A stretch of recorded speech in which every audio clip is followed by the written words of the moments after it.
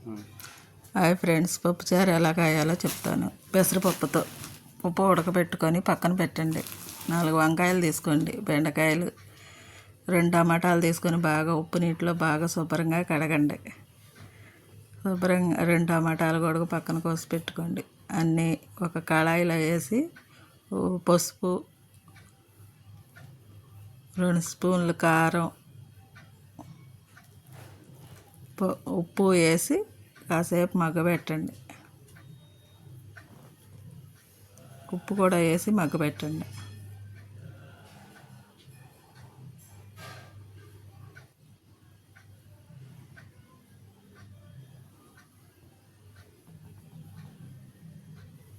ఇప్పుడు స్టవ్ మీద కళాయి పెట్టి పొయ్యి మీద పెట్టి కాస్త ఉప్పు వేసి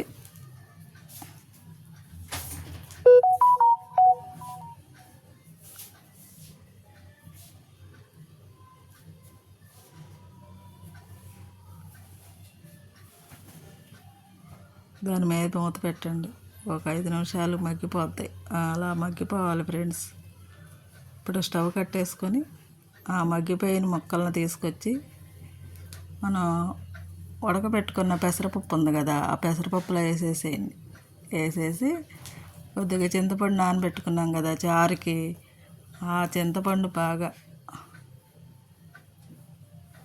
బాగా పిసికి రసం పోయాలి. దాంట్లో చింతపండు రసం పోసి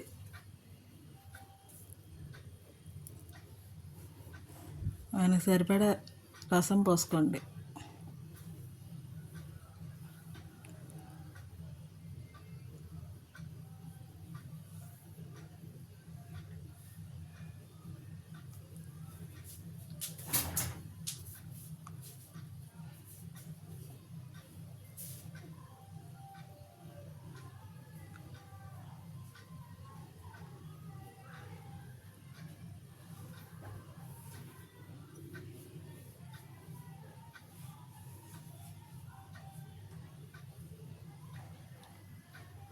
బాగా పిసికేసి చింతపండు బాగా రసం పోసేసి ఉప్పు కారం చాలపోతే చూసి వేసుకోండి.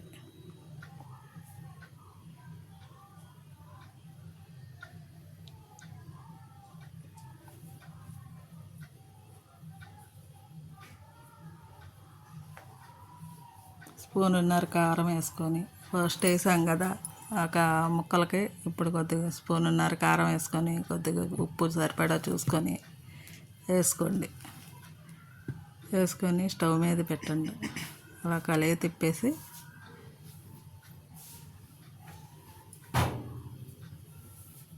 ఉప్పు చూసుకొని స్టవ్ వెలిగించి పెట్టండి.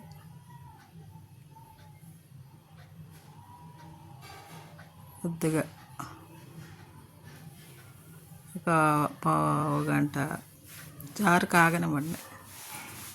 కొద్దిగా నూనె వేయండి, చక్కగా త్వరగా కాగిపోతాయి.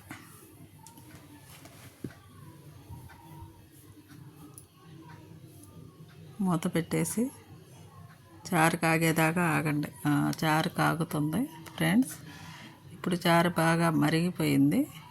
పక్కనే తాలింపు పెట్టుకుందాం. బాగా కాగిపోయింది, అలా కాగాలి. చిక్కబడిపోయింది. అలా చిక్కబడిన తర్వాత చూడండి, బెండకాయ ముక్కలు, వంకాయ ముక్కలు, అన్ని టమాటాలు అన్నీ మగ్గిపోయినాయి బాగా చారులో కూడా. అలా చూసుకొని ఇప్పుడు తాలింపు పెట్టుకోండి పక్కన.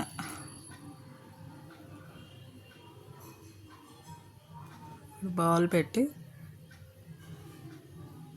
బాగా చిక్కగా కాయండి. కొద్దిగా కరివేపాకు కూడా వేయండి కాగేటప్పుడు.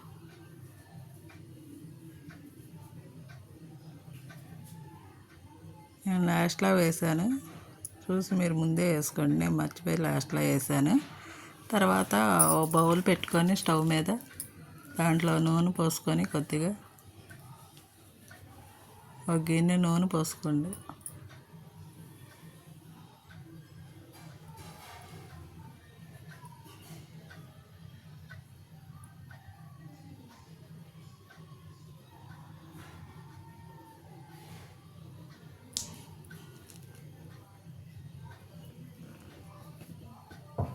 చారుకి ఎక్కువ నూనె అవసరంలా, కొద్దిగా చూసి వేసుకోండి లైట్గా. మనం ఇప్పుడు అక్కడ వెల్లుల్లిపాయలు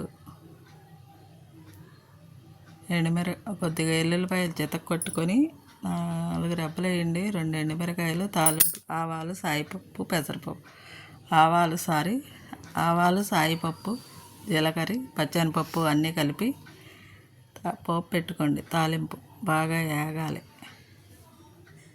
బాగా చిట్టపెట్టలాడాలి.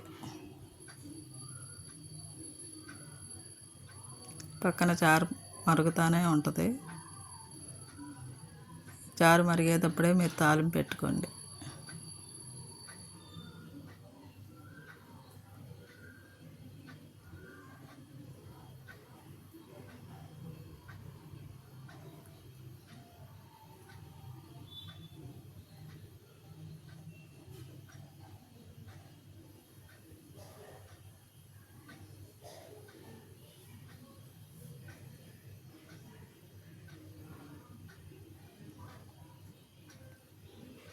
లాస్ట్లో కరివేపాకు వేసి తాలింపు, ఈ చారు కాగిన చారు పోసేయండి తాలింపులో.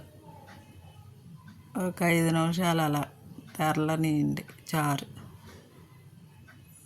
అలా కాగిన తర్వాత ఆఫ్ చేసేయండి. ఇక అయిపోయింది చారు.